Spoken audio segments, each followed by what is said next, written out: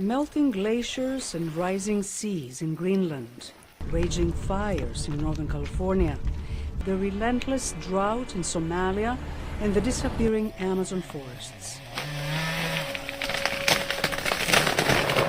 The virtual reality series called Ice, Fire, Famine, and Feast by filmmakers Eric Strauss and Danfeng Dennis immerses viewers into the extremes of Earth's changing climate.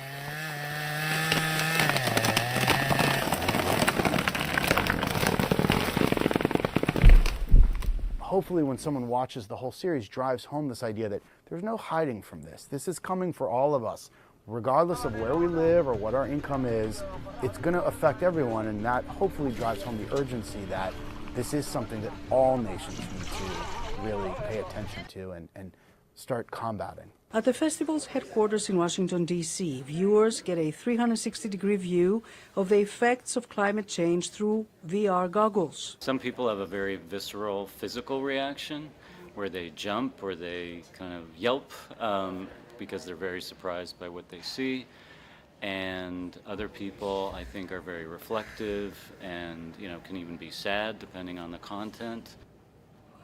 Viewer James Willard describes the experience of watching the installment Feast about the deforestation of the Amazon rainforests to make space for industrial-sized cattle ranches to satisfy the global appetite for beef. You're completely immersed in this whole situation, in this whole story. You're facing these animals eye to eye and watching them as they're marching basically towards their death. The film needs no dialogue. Virtual reality is about experience. It's actually kind of stripping away a lot of the information, putting you in environments that you then experience for yourself. You're much more of a protagonist in some way in these types of stories than you would be in a traditional form of cinema. Another viewer, Patricia, has just watched Famine, the episode that looks at the effects of extreme drought in Somalia. It just makes it even more powerful because you feel like you're there. And I think it's a great medium to spread the word on critical subjects. That is the goal, to affect change, to affect positive change. VR films are becoming more accessible as the technology evolves and are often viewed on smartphone applications.